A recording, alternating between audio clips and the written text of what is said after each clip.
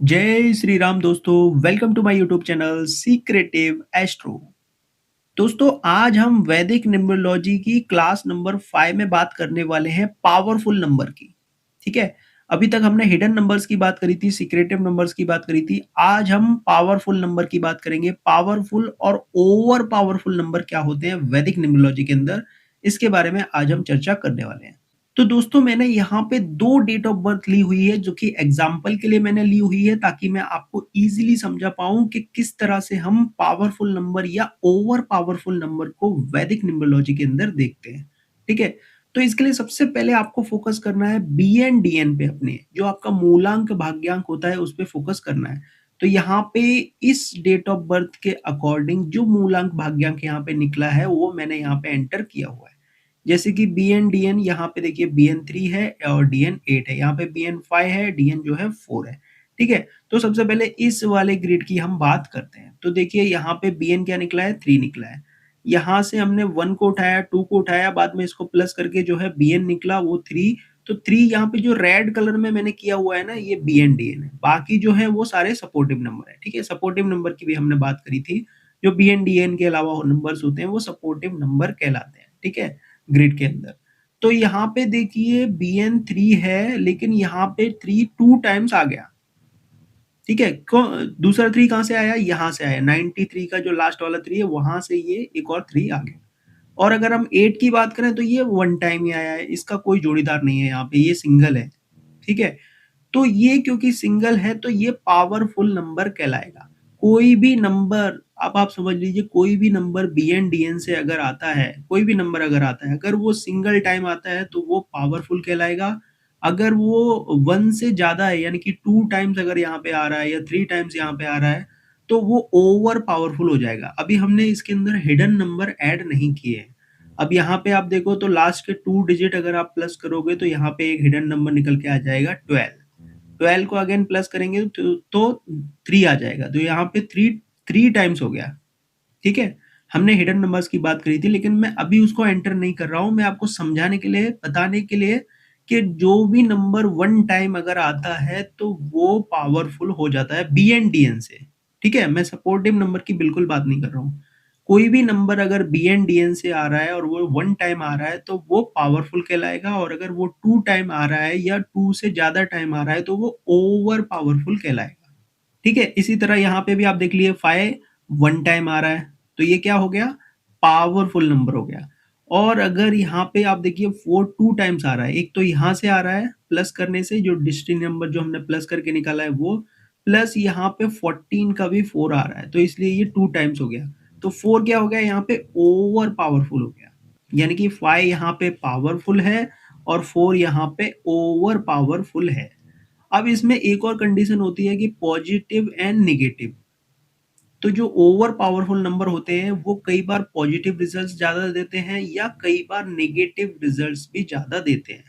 अब ये जरूरी नहीं है कि कोई भी ओवर पावरफुल नंबर हमेशा ही नेगेटिव करेगा या हमेशा ही पॉजिटिव करेगा।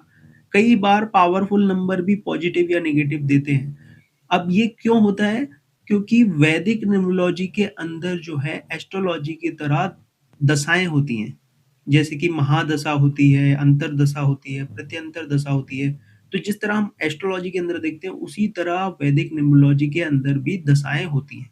तो दशाओं में कई बार कुछ नंबर्स प्रॉब्लम्स क्रिएट करते हैं। जैसे कि फॉर एग्जांपल यहाँ पे 9 नंबर है और समझो यहाँ पे 4 नंबर की दशा आ गई, तो यहाँ से ये एक्सपेक्ट करेगा। यानी कि कोई भी नंबर अपने से सामने वाले को देखता है। यहाँ पे एक, अभी तो मैंने जो है योगा आपको पढ़ाई नहीं है, लेकिन फिर भी मैं एग्जाम्पल के लिए आपको यहाँ पे बता रहा हूँ कि यहाँ पे 4 नंबर की अगर दशा आ गई तो 4 नंबर जो है 9 नंबर को दिखेगा। तो 9 नंबर का एनिमी होने की वजह से 9 नंबर के लिए हार्मफुल हो गया 4 नंबर, क्योंकि 9 की तो कोई दशा नहीं है, वो आपको खुद को बचा नहीं पाएगा। तो यहाँ पे 4 नंबर एक्टिवेट है तो ये प्रॉब्लम्स क्रिएट करेगा 9 नंबर के लिए। अब एग्जाम्पल के लिए आप यहाँ पे समझ लीजिए कि यहाँ पे 3 नंबर जो है हमने बात करी कि ओवर पावरफुल है। और समझो अभी 3 नंबर की, अब जैसे कि अब मैंने दशाओं की बात करी, तो समझो अगर 4 नंबर की दशा इस ग्रिड के अकॉर्डिंग चल रही है। ठीक है। 1 मिनट के लिए आप समझ लो कि यहाँ पे 4 नंबर प्रेजेंट हो गया है, 4 नंबर की दशा चल रही है। तो अब ये 4 नंबर जो है एस्पेक्ट कर रहा है DN यानी कि 3 को। अब एस्पेक्ट क्या होती हैं, किस तरह से योगाज़ काम करते हैं, योगाज़ क्या होते हैं, ये मैं आगे जाके पढ़ाऊँगा, बताऊँगा आपको। लेकिन फिलहाल के लिए आप समझ लीजिए कि यहाँ पे अगर 4 नंबर प्रेज़ेंट है, तो ये यहाँ से 3 नंबर के ऊपर एस्पेक्ट डालेगा। तो इस तरह से कौन-सा प्लैनेट किस प्लैनेट के ऊपर एस्पेक्ट डाल के क्या रिज़ल्ट देने वाला है, वहाँ पे हम पॉज़िटिव या नेगेटिव जो है डिसाइड करते हैं। तो इस तरह से कई बार ओवर पावरफुल नंबर बहुत पॉज़िटिव रिज़ल्ट्स भी देता है और कई बार नेगेटिव रिज़ल्ट्स भी देता है। तो फिलहाल आज का हमारा ये टॉपिक नहीं था, आज का हमारा टॉपिक सिर्फ़ इतना ही था कि बीएन, डीएन से कोई भी नंबर अगर सिंगल टाइम आता है, तो वो हो जाएगा पावरफुल और अगर 1 से अधिक बार आता है, 2 बार आता है, 3 बार आता है, 4 बार आ जाता है, तो वो ओवर पावरफुल नंबर कहलाएगा। ठीक है? सिंपल है, इस चीज़ को आपने समझ के रखना है। बाकी एक हिडन चीज़ मैं आपको बता दूँ दोस्तों कि कई बार powerful number, over powerful number हमें वैदिक ग्रिड में जैसे भी दिख रहे हों, हमें एक बार उस प्लैनेट को एस्ट्रोलॉजी के अंदर ज़रूर से चेक करना चाहिए कि उसकी कंडीशन क्या है। क्योंकि एक चीज़ मैं सच बता दूँ आपको, फाइनल रिज़ल्ट सिर्फ़ और सिर्फ़ एस्ट्रोलॉजी ही देती है। एक कोर्स होता है एस्ट्रोन्यूमरोलॉजी का। क्या कोर्स होता है? एस्ट्रोन्यूमरोलॉजी का। तो एस्ट्रो मतलब उसमें एस्ट्रोलॉजी इंक्लूड है, तभी वो न्यूमरोलॉजी है।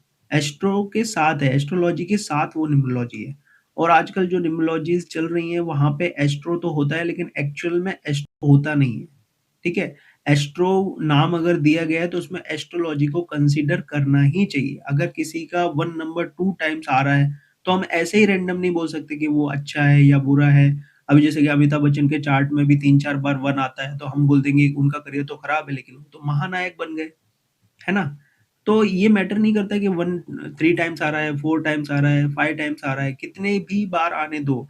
मैटर करता है कि उस पर्सन की जो कुंडली है, उसका सन उसकी कुंडली में किस स्थिति में है, कौन से हाउस में है, कौन से नक्षत्र में है, कौन से नक्षत्र के कौन से पद में है, क्या कंडीशन है, कौन सी राशि के अंदर है, क्या उसकी दशा चल रही है, क्या उसकी कंडीशन है, वो सारी चीज़ें मैटर करेंगी, तभी पता चलता है कि क्या रिज़ल्ट पर्सन को आएगा। तो सिर्फ़ न्यूमरोलॉजी के बेस पे प्रेडिक्शन करना बहुत ज़्यादा सही नहीं होता है, कई बार प्रेडिक्शन रॉन्ग हो जाते हैं, तो इसीलिए हमें एस्ट्रोलॉजी को भी साथ में कंसीडर करना चाहिए। बाकी एक और चीज़ के लिए मैं हमेशा अवेयर करता हूँ, फिर से मैं आपको अवेयर कर देता हूँ कि अगर आप में से कोई नेम डिज़ाइन करता है सिर्फ़ और सिर्फ़ न्यूमरोलॉजी के बेस पे, तो प्लीज़ मैं आपको सावधान करता हूँ, कई बार आप रॉन्ग नेम किसी का बना के दे सकते हो और अगर उस पर्सन की लाइफ़ में कुछ प्रॉब्लम आती है, तो उसका रिज़ल्ट आपके ऊपर भी आएगा। तो कभी भी किसी का नेम अगर डिज़ाइन करना है, तो एस्ट्रोलॉजी को ज़रूर कंसीडर करना है। सिर्फ़ न्यूमरोलॉजी के बेस पे अगर आप नेम डिज़ाइन करते हैं, तो बहुत ज़्यादा रिस्क है। लेकिन हम जब एस्ट्रोलॉजी और न्यूमरोलॉजी को मर्ज करके कोई नेम डिज़ाइन करते हैं, तो बहुत ही बेहतरीन नेम डिज़ाइन होता है। लाइक जैसे कि फर्स्ट अल्फ़ाबेट अगर हमें निकालना है, तो किस तरह से निकालना है। एस्ट्रोलॉजी में कई सारे फ़ॉर्मूलाज़ होते हैं, जो कि न्यूमरोलॉजी में बहुत ही लिमिटेड है। और जब आप एस्ट्रोलॉजी से नेम डिज़ाइन करते हो, तो केपी एस्ट्रोलॉजी है, पराशरी ज्योतिष है, जेमिनी एस्ट्रोलॉजी है, बीएनएन है, भृगु नंदी और पंचांग है। इन सब साइंसेज़ को मर्ज करके जब एक नेम डिज़ाइन किया जाता है, तो बहुत ही अच्छा नेम डिज़ाइन आप कर सकते हैं। तो प्लीज़ किसी का भी सिर्फ़ न्यूमरोलॉजी के बेस पे आप नेम डिज़ाइन मत करिए, वरना प्रॉब्लम्स हो सकती हैं। अगर आपको नेम डिज़ाइन करवाना है, तो हमारे नंबर पे आप व्हाट्सएप कर सकते हैं और जल्द से जल्द हमारा न्यूमरोलॉजी का कोर्स भी आएगा, एस्ट्रो न्यूमरोलॉजी का कोर्स आएगा, जिसमें मैं एस्ट्रोलॉजी और न्यूमरोलॉजी को मर्ज करके नेम डिज़ाइन करना आपको सिखाऊँगा। तो वो जल्द से जल्द मैं लाने की कोशिश करूँगा, बाकी आप सबके सपोर्ट की बहुत ज़्यादा ज़रूरत रहेगी। तो प्लीज़ वीडियो को लाइक कीजिए, शेयर कीजिए, सब्सक्राइब कीजिए मेरे चैनल को। Thank you so much. जय श्री राम।